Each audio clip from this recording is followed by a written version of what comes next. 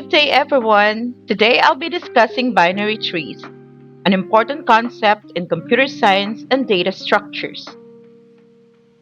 A binary tree is a hierarchical data structure where each node can have at most two children, a left child and a right child.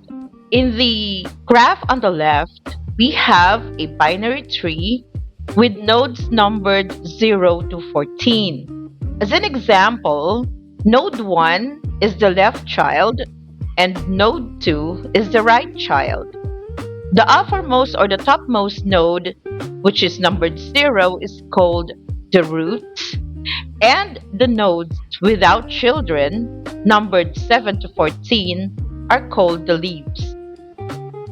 Binary trees are widely used because they allow fast searching, sorting, and organizing of data. One common type is the binary search tree, where values on the left are smaller than the parent node, and the values on the right are larger. This structure improves efficiency in many computer operations.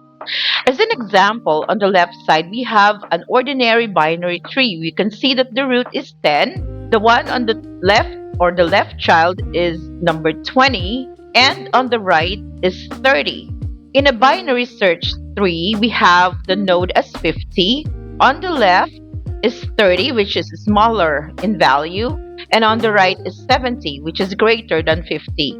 And on the left of 70, we have 60, which is smaller than it or less than 70, and on the right is 80, which is greater than 70. Binary trees are also used in applications such as databases, file systems, expression evaluation, and artificial intelligence.